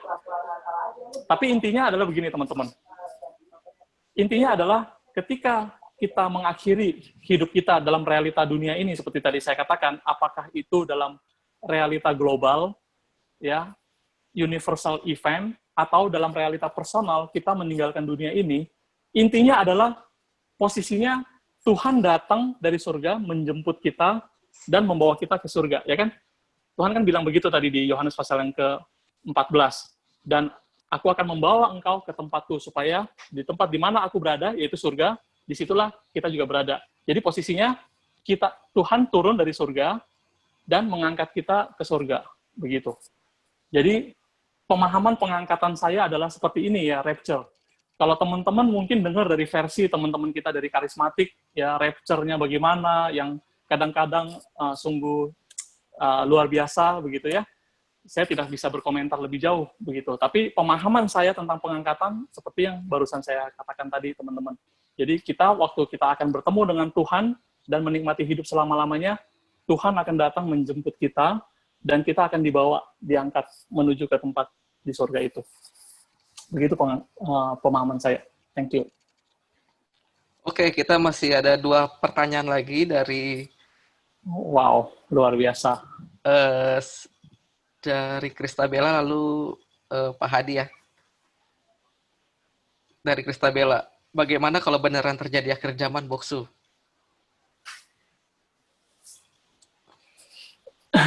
Gimana tuh Boksu tuh? Kalau beneran terjadi akhir zaman, maksudnya kan kita sedang ada di akhir zaman. Bagaimana nih? Oke, mungkin Bella bisa. Ya beneran ini akhir zaman ini beneran ya. Mungkin Bella bisa mempertajam pertanyaannya. Mungkin boleh tanya ulang gitu ya. Dijelaskan maksudnya seperti apa. Iya, kita sedang di akhir zaman. Sorry, mungkinnya ada maksudnya ini kali. Mungkin yang harafiah. Ya. Oke, ada Alek yang keloncat. Sorry. Bagaimana nasib orang-orang yang tidak menerima kesempatan mengenal Tuhan nanti di akhir zaman? Iya. Ini pertanyaan yang sulit karena saya tidak bisa juga menjustifikasi orang-orang tersebut akan masuk ke surga atau masuk ke neraka. Ya nasibnya kan begitu ya, arah pembicaranya kan seperti itu. Tetapi kita harus kembalikan hal-hal yang seperti ini kepada Tuhan. Seperti dasar kita tadi, Ulangan 29 ayat 29. Teman-teman bisa catat itu, jadikan ayat hafalan kita. Hal-hal yang dibukakan bagi kita, hal-hal yang tersembunyi adalah bagi Tuhan. Hal-hal yang dibukakan bagi kita adalah untuk kita dan untuk keturunan kita, supaya kita taat melakukan hukum Tuhan. Ya, jadi banyak pertanyaan mengenai bagaimana kalau ada orang-orang yang belum sempat mengenal Tuhan, ya. Bagaimana itu? Ada dua kemungkinan. Firman Tuhan berkata, kalau orang-orang yang belum sempat mendengar tentang kabar sukacita Injil Tuhan, ya, Tuhan Yesus adalah juru selamat dunia, maka mereka akan dihakimi menurut hati nurani, kebenaran hati nurani yang sudah dikaruniakan Tuhan bagi mereka masing-masing. Itu dalam Roma pasal yang ketiga, ya. Surat Roma pasal yang ketiga, teman-teman bisa baca di situ. Ya, tapi sekali lagi, teman-teman, apakah mereka masuk surga, masuk neraka? Menurut saya itu bukan bagian kita. Ya, justru itu harusnya memicu kita, ya. Soal mereka masuk surga, masuk neraka, itu bagian Tuhan. Hal-hal yang tersembunyi adalah milik Tuhan. Tapi bagian kita adalah ketika kita tahu bahwa ada orang-orang yang kemungkinan akan tanda petik mati dalam keadaan tidak mengenal Tuhan, itu harusnya memicu kita untuk kita bersaksi sebanyak-banyaknya orang. Seperti John Wesley, ya. Karena dia tahu banyak orang yang belum kenal Tuhan, atau udah kenal Tuhan, tapi hidupnya belum ada perubahan. Dia sekuat tenaga di dalam hidupnya berkeliling, menyaksikan, bersaksi, berkhotbah, ya, supaya sebanyak-banyaknya orang bisa mengenal Tuhan. Perkara orang-orang tersebut masuk surga, masuk neraka itu kedaulatan Tuhan, tetapi bagian kita adalah ketika kita tahu akan ada orang-orang seperti ini, itu memicu kita, teman-teman, untuk kita bersaksi, untuk kita misalkan mengajak teman kita, misalkan teman kita belum ikut ibadah, ya kan? Teman kita belum ikut ibadah online MYC dan PRMI, ayo kita ajak supaya mereka bisa kenal Tuhan, gitu kan? Jadi itu bagian kita yang bisa kita lakukan, begitu. Oke? Saya kira begitu jawabannya. Apakah ada pertanyaan lagi, Contoh Budi? Sorry. Apakah benar orang yang sudah mati ada tempat menunggu gitu di purgatori? Nah, wah ini mantap sekali Bapak. Jadi belum tentu langsung masuk ke surga atau ke neraka gitu ya? Iya. Nah, ini adalah pandangan dari teman-teman kita ya, dari kalangan Katolik, ya. Purgatori ini istilah dari teman-teman kita dari Katolik. Teman-teman mungkin nanti bisa juga memperdalam hal ini. Kenapa teman-teman dari Katolik punya pemahaman seperti itu? Ya, jadi ada dua sebetulnya yang mereka pahami ya, teman-teman. Purgatori ini adalah tempat di mana seseorang itu sudah meninggal dunia dan belum masuk ke surga. Ya, belum masuk ke surga. Untuk apa di situ? Di situ untuk dimurnikan ya. Dikuduskan, dimurnikan kembali sampai satu saat sudah dianggap cukup layak, sudah diizinkan Tuhan begitu, mereka baru akan ke surga. Jadi tempat pengudusan, purgatori ya, tempat pengudusan. Sebetulnya ada satu istilah lagi yang perlu juga kita pahami ya. Artinya ada pemahaman begini teman-teman. Setelah kita meninggalkan dunia ini, sebelum sampai ke surga, ada satu tempat yang tadi Contoh Budi Huang bilang, bukan bumi, bukan surga, bukan bumi juga, ya. Tempat di mana roh-roh itu berkumpul, ya kan? Ini yang dinamakan dengan the intermediate state. Nah, teman-teman boleh nanti istilah ini juga bisa diperdalam di Google, tapi kalau Google hati-hati ya, karena banyak juga yang sembarang tulis di situ. Ya, kalau bisa baca referensi-referensi dari teman-teman kita dari Katolik, mereka banyak pemikiran-pemikiran yang baik ya dalam hal itu. Apa maksudnya? Jadi setelah orang-orang yang hidup dalam dunia ini meninggal, karena Tuhan Yesus belum datang ke dalam dunia untuk kedua kali, mereka harus dikumpulkan di dalam satu tempat. Ya kan? Sambil nunggu sama-sama dengan orang yang masih hidup dan yang akan hidup dalam dunia ini. Sebelum Tuhan Yesus datang kedua kali. Ya. Nah, tempat inilah yang namanya the intermediate state. Ya. Di mana kesaksian Alkitab mencatat hal ini? Ya, misalkan kata-kata dunia orang mati, ya. Atau itu di Perjanjian Lama banyak tuh kata-kata dunia orang mati. Di Perjanjian Baru, Tuhan Yesus sendiri pernah memberikan perumpamaan tentang seorang kaya berjubah ungu dan si Lazarus yang miskin. Teman-teman masih ingat? Nah, dalam perumpamaan Tuhan Yesus ini, orang kaya makan mewah, ya si Lazarus ini udah miskin, dia punya penyakit, ya dia cuma hanya makan remah-remah dari bawah meja orang kaya yang jatuh, dan ada, maafkan ya, anjing yang menjilat-jilat borok-borok si Lazarus ini. Dan dikatakan oleh Tuhan Yesus, dua-duanya meninggal. Ketika meninggal, kemana mereka? Ternyata mereka, si Lazarus nggak langsung ke surga. Dikatakan Lazarus ada di pangkuan Abraham. Ya kan? Di sebuah tempat yang namanya pangkuan Abraham. Artinya, orang-orang di Perjanjian Lama, orang-orang yang beriman, tapi mereka belum melihat Yesus datang ke dalam dunia. Tapi mereka beriman kepada Tuhan. Ya. Oke. Nah, di situ ada juga si orang kaya yang hidupnya mewah-mewah, waktu dia meninggal, dia ada di sebuah tempat yang sangat sangat sengsara begitu ya, sehingga si orang kaya ini bilang kepada Lazarus, kepada Abraham bahkan, perintahkan dong si Lazarus untuk mencelupkan air yang ada di sana untuk memberikan kepada aku. Di sini aku sangat kehausan sekali. Ya. Tetapi Abraham menjawab orang kaya itu dengan berkata, tidak bisa, karena di sini dan di sana, di tempatmu dan di tempat kita di sini ada sebuah jurang yang tidak dapat kita lewati. Ya. Dan seterusnya kejadian kisah itu.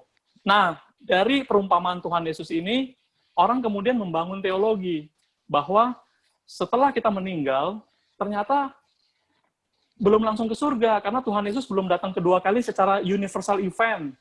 Ya. Kita harus tunggu di sebuah tempat yang namanya the intermediate state. Ya, teman-teman, sekali lagi istilah ini bisa dicari di Google atau di referensi di buku-buku teman-teman kita dari Katolik. Bagaimana pemahaman kita, pemahaman saya balik dengan framework yang tadi. Ya. Bahwa membangun teologi tidak bisa dari satu atau dua ayat firman Tuhan. Khususnya juga cerita Tuhan Yesus tadi itu adalah sebuah perumpamaan ya, bukan sebuah kisah nyata, bukan sebuah yang Tuhan singkapkan, realita yang Tuhan singkapkan bagi murid-muridnya. Itu hanya sebuah perumpamaan. Ya. Yang intinya adalah waktu itu, inti dari cerita itu adalah bagaimana kita diberikan kesempatan untuk percaya, untuk bertobat selama kita hidup dalam dunia ini. Kalau orang nggak mau dia menerima Tuhan, bahkan oleh orang yang dibangkitkan dari orang mati pun, dia tetap nggak mau percaya. Jadi intinya ada di situ, kalau menurut kita ya. Nah, apakah intermediate state ini ada? Sekali lagi, saya nggak mau masuk kepada spekulatif, tetapi teman-teman saya harus ingatkan bahwa di banyak kejadian, di banyak catatan-catatan Alkitab yang lain, di mana di situ jelas dikatakan bahwa ketika kita meninggalkan dunia ini, kita sudah langsung ada bersama-sama dengan Tuhan. Ya kan? Misalkan, dua orang jahat yang disalib di kanan kiri Tuhan Yesus, waktu di Golgota, ya peristiwa itu, ketika ada satu orang yang jahat itu dia berkata kepada Tuhan Yesus, Tuhan, kalau kamu datang kembali dalam kerajaanmu itu, jangan lupakan aku. Ya, apa kata Tuhan Yesus, teman-teman? Tuhan Yesus bilang apa? Dia berkata bahwa sesungguhnya hari ini juga kita akan bersama-sama di Firdaus. Ya, artinya tidak ada, Tuhan Yesus berkata, nanti ya, kamu setelah ini kamu bawa dulu ke sebuah tempat sementara, nanti tunggu sampai waktunya, dan lain sebagainya. Enggak, Tuhan Yesus bilang, hari ini juga kau bersama-sama dengan aku di Firdaus. Atau juga referensi Yohanes pasal yang ke-14 tadi, ketika Tuhan Yesus bilang, aku akan pergi untuk menyediakan tempat bagimu, dan ketika aku sudah pergi ke sana menyediakan tempat, aku akan datang kembali dan menjemput kamu. Supaya di tempat di mana aku berada, kamu pun berada. Nah, jadi kalau dalam sisi itu, kita sudah bersama-sama dengan Tuhan Yesus. Kalau kita melihat dari ayat-ayat ini, begitu teman-teman. Pandangan Injili, saya rasa seperti yang tadi barusan saya katakan. Kalau teman-teman dari Katolik, mereka bisa membangun teologi, kita bisa pelajari apa maksudnya mereka. Ya juga bukan untuk menjustifikasi, mengadu siapa yang paling benar di sini, tapi kita bisa saling belajar. Ya, oke, saya rasa begitu jawaban saya. Thank you. Oke, yang terakhir ya, dari Peter Samuel. Boksu mau tanya lagi, apakah benar setelah kerajaan 1000 tahun selesai, akan ada 3 tahun lagi kesempatan terakhir buat para manusia yang masih belum bertobat untuk digoda oleh para antikristus untuk menguji iman mereka supaya mereka masuk surga? Silakan, Boksu. Oke, ini dari teman kita, Peter Samuel. Oke, thank you pertanyaannya. Kalau teman-teman sudah mendengarkan penjelasan saya tadi, maka tadi kan sudah jelas ya framework kita, worldview-nya kita adalah kita tidak memahami wahyu atau akhir zaman itu secara harafiah.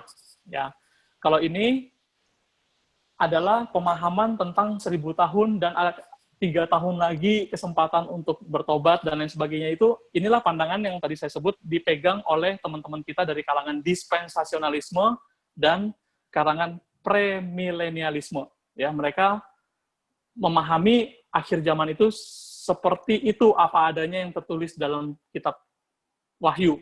Ada 1000 tahun, ada 3 tahun lagi kesempatan untuk bertobat dan lain sebagainya.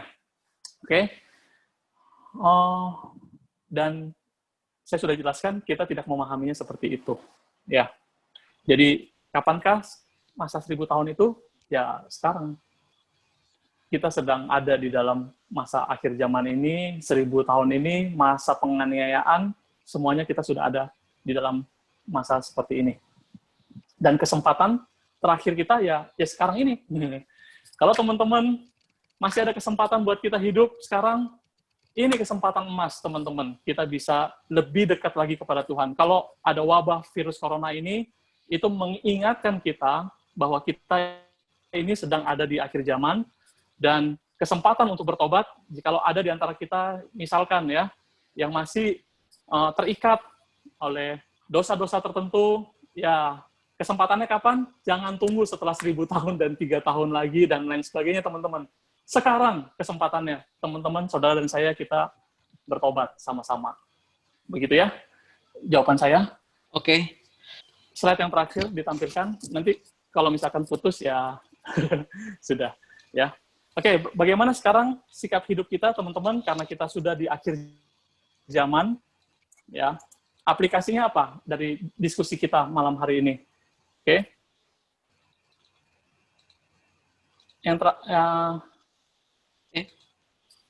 Oke. Bukan. Sebelum appendix. Nah, aplikasinya adalah kita menjaga kesucian hidup, teman-teman. 2 Petrus 3 ayat yang ke-7. Jadi dikatakan, kalau ya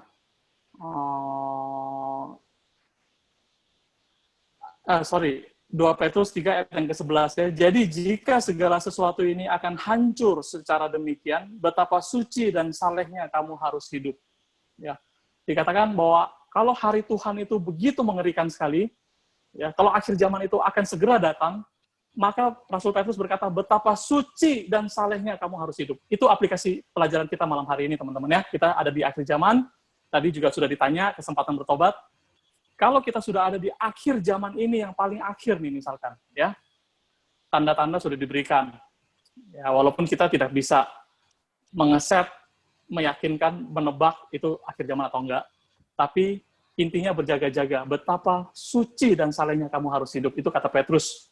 Ya, di dalam 1 Tesalonika 5, 1-11 dikatakan, untuk kita berjaga-jaga dalam rangka akhir zaman ini, kita harus hidup sebagai anak-anak terang, ya, dan di dalam komunitas kita ini harus saling membangun. Oke, Matius pasal yang ke-25, itu adalah ketika Tuhan Yesus bercerita tentang akhir zaman juga. Dikatakan, ada orang yang berkata, bila mana aku mengetahui bahwa ketika kamu lapar, kamu dahaga, kamu tidak berpakaian, aku telah memberikan pakaian kepadamu. Tuhan Yesus berkata, ketika kamu melakukan hal-hal tersebut ya, memberi minum orang, memberikan pakaian kepada orang, mengunjungi orang dalam penjara, kepada salah satu saudaramu yang paling hina, ya, kamu telah melakukannya untuk aku. Jadi ada semacam dorongan kepada kita untuk berbuat kasih, kebaikan sebanyak-banyaknya, ya, di dalam konteks kita menghadapi akhir zaman. Matius 7 ayat yang 21, Tuhan Yesus bilang, pada masa-masa terakhir, bukan setiap orang yang berseru-seru kepadaku akan diselamatkan, melainkan mereka yang melakukan kehendak Bapakku yang di sorga. Ya, banyak orang bernubuat, banyak orang melakukan banyak mukjizat, banyak orang mengusir setan demi nama Tuhan. Tetapi Tuhan bilang apa? Aku nggak pernah kenal kamu, kamu semua pembuat kejahatan.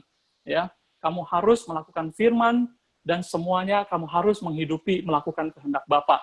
Terakhir, apa yang harus kita lakukan saat ini? Memberitakan Injil, teman-teman. Ya, karena salah satu syarat Tuhan Yesus menggenapi, ya, Tuhan Yesus datang kedua kali adalah Injil diberitakan di seluruh dunia. Kita punya tradisi metodis yang sangat giat memberitakan Injil. Saya rindu teman-teman PRMI, mulai dari teman-teman PRMI, ayo dong kita semangat, kita giat. Ya, kita tahu ada teman-teman kita banyak yang belum kenal Tuhan. Ayo kita kontak mereka, kita WhatsApp, kita ajak mereka ikut ibadah. Sementara ini online, tapi percaya teman-teman, sampai waktunya nanti sudah diizinkan kita kembali lagi beribadah bersama-sama di rumah Tuhan. Ya, kita beritakan Injil. Bagaimana pun caranya ya, mau memberitakan Injil secara langsung, melalui kesaksian hidup, melalui mengajak ke gereja, kebaktian bersama-sama, dan diskusi dan sebagainya. Kita harus memberitakan Injil. Jadi aplikasi dari pertemuan malam hari ini kita bisa melakukan 5 hal ini, teman-teman, untuk menyongsong kedatangan Kristus yang kedua kali. Sekali lagi, kita jaga kesucian hidup kita hidup sebagai anak-anak terang, saling membangun, saudara seiman, kita hidup dengan kasih, berbuat kebaikan, ya, kepada orang-orang yang paling hina sekalipun, kita berbuat kebaikan, karena siapa tahu kita sedang melayani Tuhan melalui itu semua, ya. Melakukan firman Tuhan dan kehendak Bapa, dan kita memberitakan Injil. Baik, itu final statement dari saya, Santo Budi. Terima kasih kesempatannya teman-teman yang sudah ikut talk show webinar kita malam ini, dan ke depan juga kalau ada lagi, teman-teman diharapkan bisa ikut lagi. Semoga membantu kita semua. Tuhan memberkati. Oke, sebagai penutup saya kembali memberi kepada Boksu Jos untuk menutup acara ini pada malam hari ini. Oke, sekali lagi thank you teman-teman partisipasi malam hari ini untuk acara kita, dan kita akan menutup karena waktu ya teman-teman. Dan di sini sekali lagi tadi kita lihat, saya melihat sekarang juga masih ada Pak Pendeta Dion Hutagalung. Apakah boleh kami mohon menutup pertemuan kita di dalam doa, Pak Dion? Ya, boleh. Kita bersatu dalam doa. Ya Bapa di sorga, kami sangat bersyukur, kami percaya Yesus yang datang untuk menyelamatkan kami.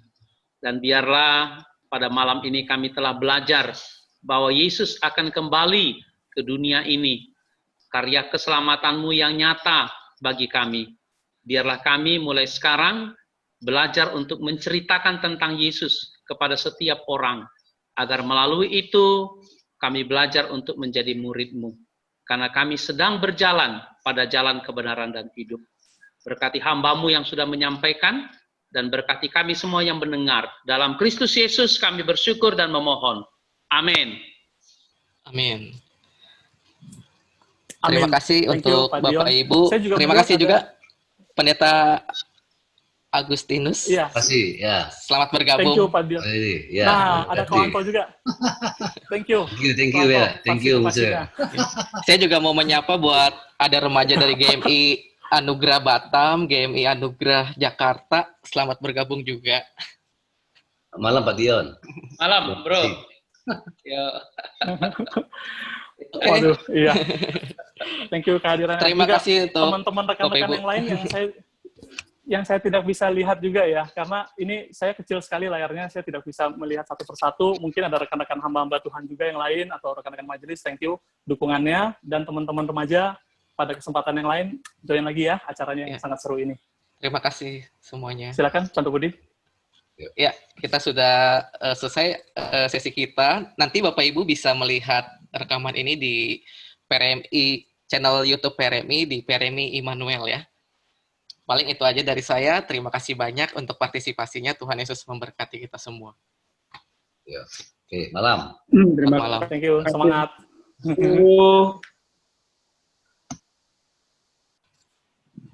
Thank you, Bosu Jos. Thank you, Chota Budi Huang. Sama-sama, Terima kasih. Bu Widya. Thank you. Boleh muncul sekarang ya. Iya, thank you dukungannya Bu Widya. Terima kasih, Bu Widya. Yeah. God bless. God bless. Sukses. Sama-sama, God bless ya. Thank you. Oke, saya end ya. Thank you semua. Oke, sampai jumpa. Tuhan berkati ya semua. Thank you. Ya. Thank you, Boksu Jos. Thank you, Contoh Budi.